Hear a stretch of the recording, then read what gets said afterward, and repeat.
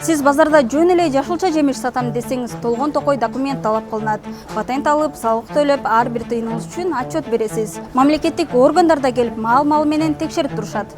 Бирок түз эле адамдардын каны менен иштеп, алардын ден соолугуна, ал тургай өмүрүнө тобокелчилик жараткандар эч кандай лицензиясыз, уруксат кагаз жок эле ачык айкын иштей беришет экен. Бүгүн биз бардык дартка даба делген хижама жана сүлүк менен дарылоочу жайлар тууралуу сөз кылабыз. Алар кайсы мыйзамдын негизинде иштешет, ким көзөмөлдөйт, ал жердеги адистер каяктан билим алышкан. Саламатсызбы, сиз Политклиника медиасын көрүп жатасыз. Видеону аягына чейин көрүп, бизге катталууну унутпаңыз. Акыркы жылдары Кыргызстанда хижама жана гиродотерапия менен алектенген борборлордун саны кескин көбөйдү. Алардын жарнамалары көчөлөрдө, базарлардагы баннерлерде ачык эле илинип турат. Интернетте ачып хижама же гиродотерапия деп издесеңиз, ондогон жарнамалар, социалдык тармактарда баракчалар чыгат. Бул процедуралар карапайым калк арасында чоң суроо талапка ээ. Бейтаптар ооруканаларга кайрылуунун ордуна ушул сыяктуу табыптарга барууну туура көрүшөт. Анткени алар дээрлик бардык оорулардан саматта айыктырууну убада кылып, татаал, кооз медициналык терминдер менен элдин ишенимине кирип келишет. Биз Ош базарынын айланасында жайгашкан бизнес борборлорунун жанында турабыз. Сыртта мына ушундай хижама, сүлүк курт менен дарылайбыз деген бир нече жарнамалар турат. 1 2 Бул жакта дагы мына гиродотерапия, сүлүк курт деп турат.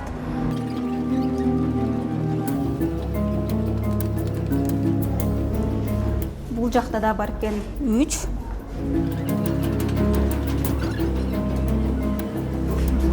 Бул жакта да бар экен 4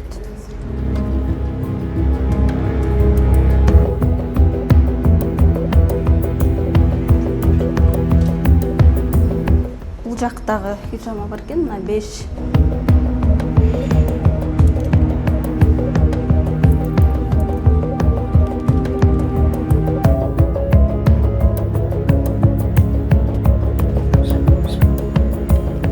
Бул жакта да бар экен, бирок жабык экен. Муну менен 6 Бул жакта дагы бар экен 7 Биз эки эле имараттын ичинен ушундай кызмат көрсөткөн 7 кабинет таптык. Алардын ичине кирип, азыр маек алганга аракет кылабыз. Бул Бактыгүл Ташболотова. Ал бул жерден кабинетти ижарага алып, кардараларга массаж, хижама жана гиродотерапия кызматтарын көрсөтүп келет. Хижама биринчи адамдын канын тазалайт, канды суюлтат, денедеги токсин шлактар кетет, иммунитет көтөрүлөт, адамдын нервин успокаивать этет. Денедеги застой болуп калган кандардын баары чыгат да. Нитифибриндер чыгат. Нитифибрин деген бул ошо кандагы токсиндер. Биз Ташболотованын кабинетине барып, анын ишмердүүлүгү боюнча бир катар суроолорду узаттык. Анын айтымында ал адистиги боюнча медайым, ал эми хижама жана гиродотерапия боюнча 3 айлык курста окуган. Маек учурунда Ташболотова көптөгөн оорулардын тизмесин атап, сүлүк курттар аларды айыктырууга жардам берет деп ишендирди. Көп ооруларга жардам берет. Давление, черепное давление, неврит, невроз, мигрень, сотрясение, глазной давленияларга аябай жакшы жардам берет. Глаукомага жакшы жардам берет. Глаукомага даже көздүн ачып туруп ичине коебуз да. Эгер процедура учурунда күтүүсүздөн кан токтобой калса эмне кыласыз деген сурообузга ал орто медициналык билими бар экенине таянып, биринчи жардамды өзү эле көрсөтөрүн айтты. Кан токтобой калса, мисалы, ошондой учурларда эмне кыласыздар? Ошондой учур болду беле? Жок, андай учур болгон эмес, себеби меники опыт жакшы. Андай учур Кудай сактасын боло элек. Менде жакшы өз ишиңе так аткарсаң эч качан андай случай болбойт. Эгер болуп калса? Болуп калса мен өзүм медикмен жардам көрсөтө алам. Бирок тиешелүү жабдыктары жана реанимациялык шарты жок жеке кабинетте мындай тобокелдиктер кооптуу экени эске алынган эмес. Буттарында жана варикозу бар апарларга ошо жана сүлүк курт коебуз деп, могу жер бузулган кан, муну сордуртуп коебуз деп, ошого апарып тур. Ал элестетсеңер, кан тамырды тешип, тиги сүлүк курт. Ошондон анан сооруп алып атпайбы? Анан сооруп аткан жерде ал деген мында жанагы присоскасы курсак каны толгондо, ал мындайча айтканда ят бөлүп жибериши мүмкүн. Гируидин деген ят. А ят канга кирип кетчү болсо, анда чатак болот.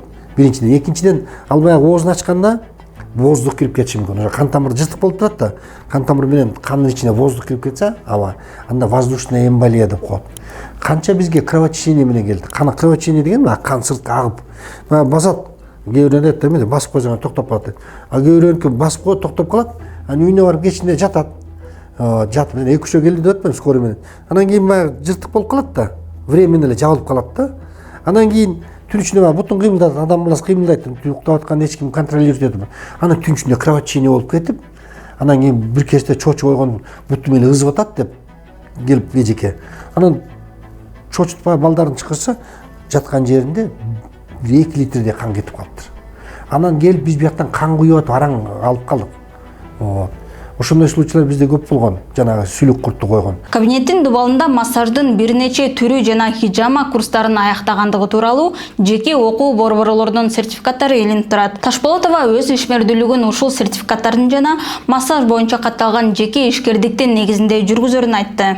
Бирок бул документтердин арасында Юстиция министрлиги тарабынан берилген мамлекеттик каттоо жөнүндө күбөлүк да бар экени көңүлдү бурду. Бул документтин айланасында Ташполотованын берген түшүндүрмөлөрү бир нече жолу өзгөрдү. Алгач Ташполотова бул документти ага укук коргоо органдары бергенин билдирген, сыягы мамлекеттик органдар деп айткысы келген. Процедуралар бизде лицензия берилет да, а бирок могул элдик медицинага лицензия берилбейт да, ошолор кантип текшерүүдөн өтөт? Ушу сертификаттар менен эле иштейбиз. Анан могу айтып атпаймынбы, ону укук коргоо органдарына бизге ошондой эме берилет да, сертификат. Сиз жетесизби? Күбөлүк. Ошо алкылуу бүт элдик дарыгерлерге специально берилет да ошондой. Кийинчерээк биз андан бул тууралуу кайрадан тактаганыбызда ал бул күбөлүктү ага гирототерапия курсун үйрөткөн уюштуруучулар беришкенин айтты. Курсту бүткөндө эгер кардарлар документ сураса, сертификат менен бирге ушул фонддун күбөлүгүнүн көчүрмөсүн көрсөтүп турасыңар деп айтышкан деди. Биз Юстиция министрлигинин расмий сайтынан бул документти текшергенибизде, ал Арашан ата коомдук фондуна таандык экени аныкталды. Ал эми фонддун ишмердүүлүгү медицина же элдик медицина менен байланышы жок болуп чыкты. Бул тууралуу ага телефон чалып кайра сураганыбызда Ташполотова ал фондко эч кандай тиешеси жок экенин мойнунга алды. Сиз ошону Юстиция министрлигинен бизге берген деп айттыңыз да өткөндө. Ошон үчүн түшүнүксүз болуп калды бизге. Кандай тиешеңиз бар деп сурайлы дегенбиз. Анда ошо документтер берилет да бизге. Окуган жерден берилген ошондой документтер. Арашан ата деген кандай курс бу же кандай? Курс, ошо курста окуганыбызда ошолорду да берген да. Жок, бул коомдук фонд болуп атпайбы? Эмне демексиз болуптур ошону, эмне демекчи? Ошо сиздин кандай тиешеңиз бар ошол коомдук фондко депчи? Анткени лицензия же күбөлүк берген кезде ишмердүүлүгүнө жараша берет да. Анан коомдук фонд сизге кандай лицензия берип калды, элдик медицина боюнча кандай уруксат берип калды деген сыяктуу болот да. Медицина боюнча эмес да, ол ошо именно ошо элдик дарыгер боюнча берилген. Ал окуган жерден берилген, ал бардык окуучуларга берет аны. Ал ошондо Юстиция министрлигинде коомдук фонддун катталгандыгы тууралуу күбөлүк да турабы? Сиздин ага кандай ошон тиешеңиз бар? Сиз катталбай элесиз да? Окуганыбыз үчүн берген да, ошо именно ушуну иштегениңерде ушул нерсе керек болот деп берген бизге. Жок, ал коомдук фонддун өзүнүн катталгандыгы тууралуу да. Ошондо сиз бирөөнүн эле компаниясын ошондо өзүңүздүн ишмердүүлүгүңүзгө колдонуп аткандай болуп калыптыр да? Жок, андай эмес. Аны ошо именно ар бир окуган окуучуларга берилген ал нерсе. Эртең ошо иштегениңерде ушул нерсе керек болот деп айткан бизге агайыбыз. Тиешеңиз жок экен да ал фондко? Жок. Аны бизде ошо окугандан, ошо Арашан именно ошол фонддун атынан ачылган ушул курс деп бизге ошону берген. Эми түшүнүктүү болду? Эмне деген курс болчу? Ошо гирототерапия, ошо хиджама гирототерапияны окуганыбызда берген да. Демек сиздин Юстиция министрлигинде катталган күбөлүгүңүз жок. Ошо турбайбы акыры, ошону берген бизге. Именно ошо катталдыңар, ошо боюнча иштейсиңер деп берген бизге деп атам. Жок, ал сиз курс өтсөңүз кантип сиз катталасыз? Катталганда сиздин атыңызга берилиш керек да. Бул менин атымда эмес экен. Бул сиздин атыңызда эмес да, коомдук фонддун күбөлүгү турат бул жерде. Сиздин эч кандай атыңыз жок. Мунун өзүнүн эмелери да бар, отдельный мындай эмелери. Эмнелери? ишыл да мага ошо окуганда ушуну кошуп берген да бизге. Аны ошо окуган жерден барып алууга ондон информация мен бере албайм. Мамлекеттик реестрдин маалыматы боюнча бул Күбөлүк Ташболотованын квалификациясында, анын медициналык кызмат көрсөтүү укугунда далилдебейт. Арашан ата коомдук фондунун негизги ишмердүүлүгү филантропия жана ыктыярчылыкты өнүктүрүү деп көрсөтүлгөн. Жөнөкөй сөз менен айтканда, муктаждарга жардам чогултуп, ыктыярчылардын тобун түзүү үчүн курулган. Бул фонддун альтернативдүү медицина боюнча кантип окутуу жүргүзгөнү бүдөң бойдон калууда. Эң башкысы мамлекеттик реестрдеги маалыматка ылайык. Бул фонд 2025 жылдын декабрь айында өз ишмердүүлүгүн расмий түрдө токтоткон. Биз ушундай эле кызмат көрсөткөн дагы бир кабинетке баш бактык. Аны ижарага алып иштеткен Мунисхан Жабыркулова аттуу айым бизди тосуп алды. Кабинетке киргенде эле ичи өтө ысык экенин байкадык. Ишкер муну процедураларды өткөрүү үчүн зарыл болгон шарт катары түшүндүрдү. Кабинетте медициналык банкалар тизилип турат. Ишкердин айтымында алардын бир бөлүгү туруктуу кардарлардын аты жөнү жазылган жеке кутучаларда сакталат. Ал эми сатып алууну каалабагандар үчүн көп жолу колдонулуучу банкалар колдонулат. Алар ар бир сеанстан кийин стерилдөөдөн өтөт деп билдирди. Мунундай медицинский спирт менен иштейбиз. Анан бизде мунундай хлорогексин менен биз постоянно ар бир пациентке иштегенде бизде хлорогексин менен биз деметебиз. Анан бизде биринчиден асептик, антисептика менен септик иштетемин. Ар бир пациентке ушундай туура кам көргөнгө биз аракет кылабыз да. Бул спирт эмес, бул антисептик. Бул антисептик мен бүт комнаталарымды деметип чыгам да, буну мененчи. Анан биз иштегенде биз хлоргексин менен иштейбиз, еще бизде спирт менен. Анан баардыгын биз ар бир пациенттен кийин биз ушундай демелер менен тазалайбыз.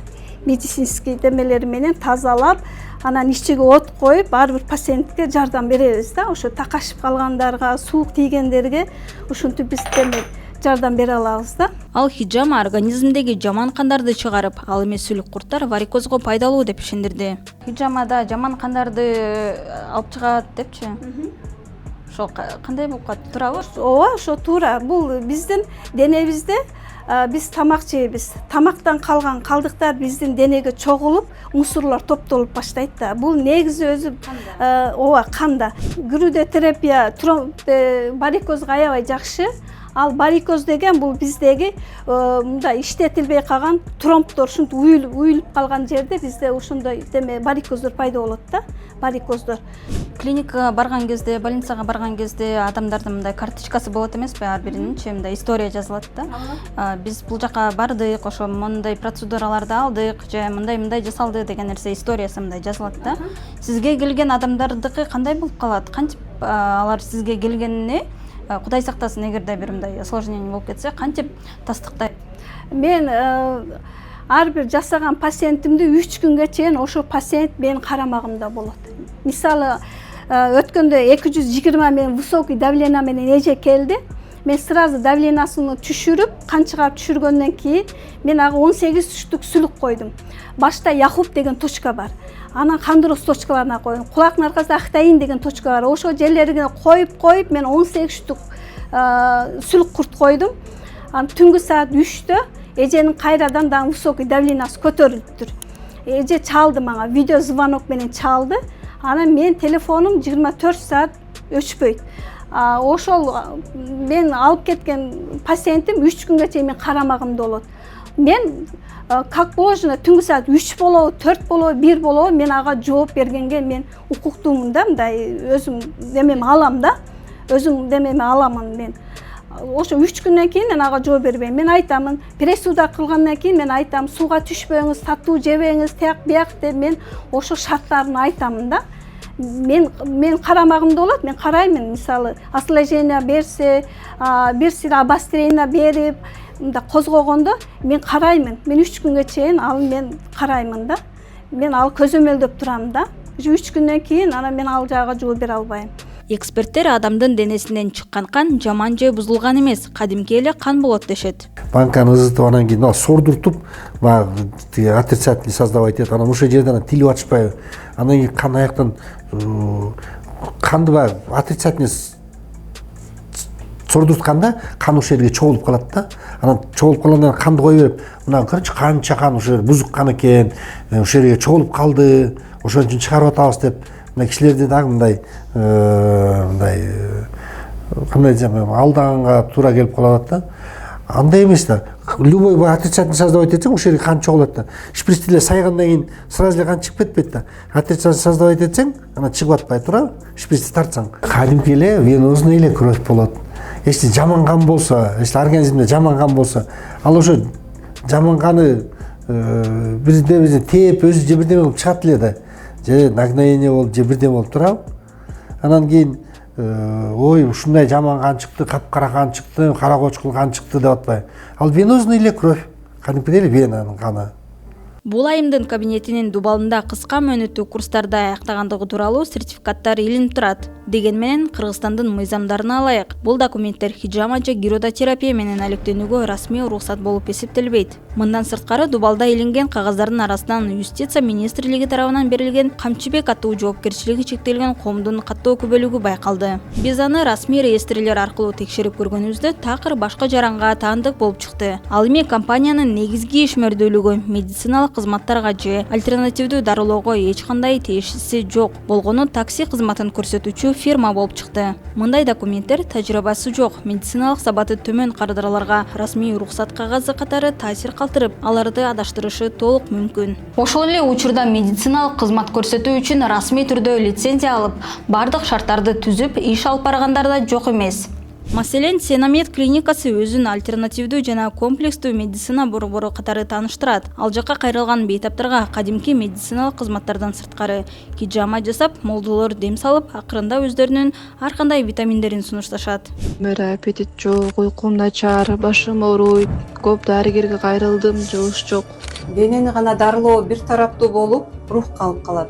Ал эми адамдын жан дүйнөсүн дарылоо бул денедеги оорулардын айыгуусуна дагы түздөн-түз таасирин берет. Биз молдо жана дарыгер рух жана денени толук карайбыз. Түндүк порталынын маалыматы боюнча клиниканын бир нече медициналык ооруларды аныктоо жана дарылоо үчүн лицензиясы бар. Бирок хижама ал тизмеде жок. Анткени салттуу медицинада хижама же башка элдик ыкмалар дарылоо протоколдоруна киргизилген эмес жана мыйзам тарабынан уруксат берилген эмес. Ага карабастан аталган клиника өзүнүн Instagram баракчаларында бул кызматтын бар экенин ачык жарнамалап келет.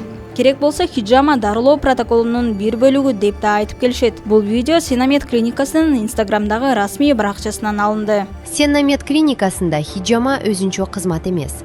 Бул толук дарылоо протоколунун бир бөлүгү. Эгер сен жөн эле ишенбестен түшүнгүң келсе, консультацияга кел. Клиника алгач 2019 жылы расмий каттоодон өтүп, ошондон бери иштеп келет. Кыргызстан боюнча бир нече филиалдары бар. Инстаграм баракчасында 260 миңден ашуун катталуучусу бар. Анын негиздөөчүсү Шалюбек Уркунбаев, дин иштери боюнча мамлекеттик агенттиктин мурдагы мамлекеттик катчысы. Биз бул маселе боюнча бир нече ирет жетекчилик менен байланышууга аракет кылдык, бирок кызматкерлери анын эмгек өргүсүндө жүргөнүн айтып, суроолорубузга жооп берген жок. Директор менен сүйлөшүлүп, Шалюбек Уркунбаев өзү негизи бир жуманын ичинде келиш керек болчу. Азыр отпускада болчу да. Бир жуманын ичинде келип калса, өзүбүз байланышабыз деди, бирок созулуп кетиши мүмкүн, деди да директор. Сиздерди күтүп туруңуздарды сураңды. Биз саламаттыкты сактоо министрлигине кайрылганыбызда Кыргызстанда хижама жана гиродотерапия кызматтарына өзүнчө лицензия берилбей турганын билдиришти. Сүлүк куртка же жана хижама аркылуу процедуралар аркылуу дарылоо боюнча лицензия талап кылынбайт жана буга каршы да запрещенный вид болуп саналат. Себеби бул жерде жанагы байма-бай былтыр биз көп текшерүүлөрдү өткөрдүк. Ошол убакта баягы хижама аркылуу жанагы медициналык билими жок адамдар ушу көп аракет кылып ушундай жасашат экен да.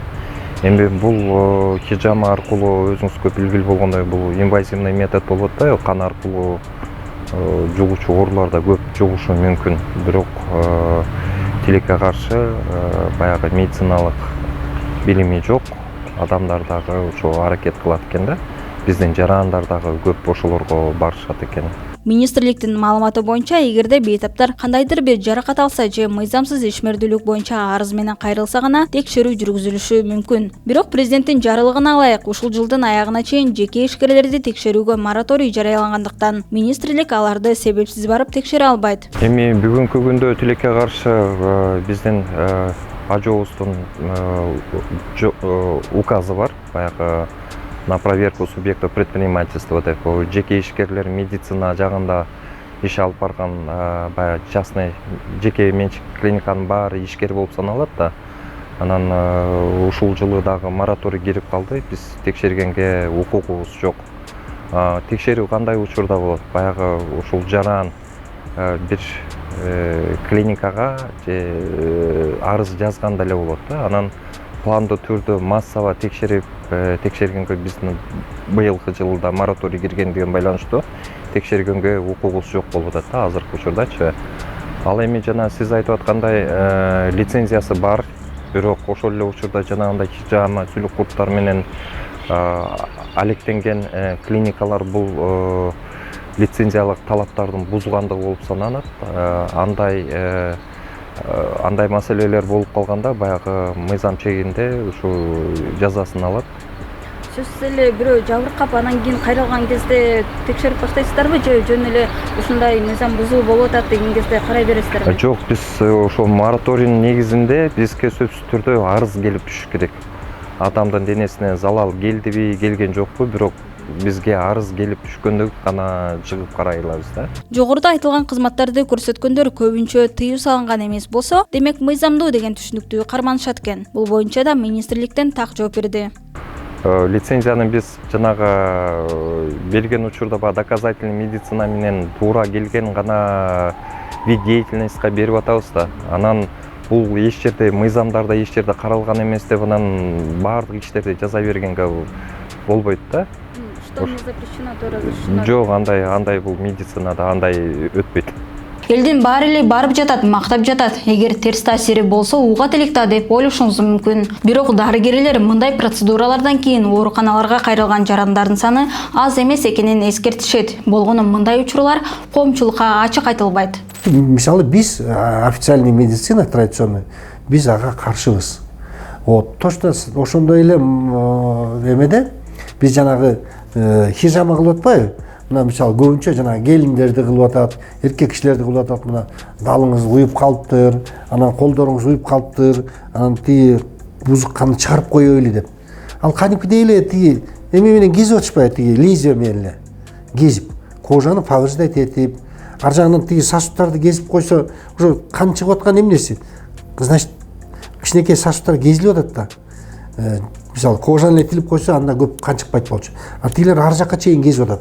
Сенин тиги бузук каның чыгарып атабыз деп. Бул абдан коркунучтуу метод. Муну менен да толтура кишилер келген биздин бөлүмгө. Келип жатышып, ой биз ушу туугандарыбыз жакшы десе эле билбей эле келип алыптырбыз. Анан кийин ушунун айынан биз момундай кабылып калдык. Анан эми алар өзлөрү баргандан кийин, өзлөрү барып суранып барды да, тигинчи алып чакырган жок да. Өзлөрү барып сурагандан кийин өзлөрү күнөөлүү болуп, күнөөлөрүн өзүнө алып, эч ким айтпай, коркуп, кайра отуруп калышат да. Көрдүңүзбү, баягы бизде кичине кыргызчылык деген бар да. Дагы бир маанилүү маселе аталган кызматтарды көрсөткөн адистердин кайдан билим алып, эмненин негизинде иш алып барып жаткандыгы. Интернетте ачып хижама курстары деп издегенде ондогон баракчалар чыгат. Биз ошолордун бирине байланышка чыгып, курстун баасын, окуу мүнөтүн, кандай талаптар бар экенин жана соңунда кандай документтер берилерин сурап билдик. Маселен, Сунамет өзүн хижама боюнча окутуу борбору катары тааныштырат. Окуу мүнөтүн тактоо үчүн чалганыбызда 3 жума бою онлайн түрдө, ал эми практикасы 1 жума ичинде өтөрүн билдиришти. Окуу мындай болот, 3 тариф болот. Эконом тариф, стандарт тариф, анан VIP тариф болот. Бул жерде сиздер окууңуздардын негизи 2 форматта жүрөт, онлайн формат и офлайн формат. Онлайн формат бул жерде сиздер теориялык форматты аласыздар онлайнда. Бул жерде мисалы основа хижама болот, хижама негиздери, анатомия, физиология болот и фитотерапия болот. Ушулардын негизинде анан кийин окуп чыгып, полный алгандан кийин экзамен берип, анан уже практикага келип баштайсыздар. Анан практикага келгенде уже баардыгын ал жерде айымдар, эркектер уже көрсөтүп беришет ал жерде. Практика канча жүрөт примерно? Практика негизи 7 күндөн 10 күнгө чейин болот. Эми мисалы кээбир кечирээк үйрөнүп алсам да дагы уюлдатпайт. Негизи бирок 7 күндө уже даяр болуп калат. 7-10 күндө. Таң калыштуусу жөн гана сертификат алууну каалагандар теориялык бөлүгүн гана окуп, дароо эле ишке кирише алышат экен. Канча сом ал жанагы VIP тариф дегендериңиз? Бул мындай болот, 3 тарифтике. Мисалы эконом тарифте бул жерде теориялык формат болот только. Мисалы кээбирлер айтышат да, бизде только жанагы бар практик катарыбыз, бизге только сертификат керек десе, ошо менен 14 000 сом окуйт, анан сертификат алып берет. Анан мисалы кээ бирлер как практик болсо, аларга мисалы 20 000 сом болот практикасы, анан плюс теориясы. Анан 24 500 сомдо ал жерде практика, теория плюс атлас. Ал жерде атлас именно тышайтын полный көрсөтүлгөн да. Мисалы кайсы ооруларда кайсы точкалар бештеш керек, эмне коюлат, канча точка коюлат, атласа полный справочник деңгээлде болот ал жердечи. Алар канча болот? Канча ай окулат? 24 500 сом болот. 24 500 сом ошол 1 ай аралыгында төлөп окусаңыздар болот. Ушуну алып турчу. Түшүнүктүү. Ал курска окуш сертификаттар 3 тилде болот, орус тилинде, англис тилинде жана кыргыз тилинде болот. Эл аралык деңгээлде хижама система тасталган сертификат болот.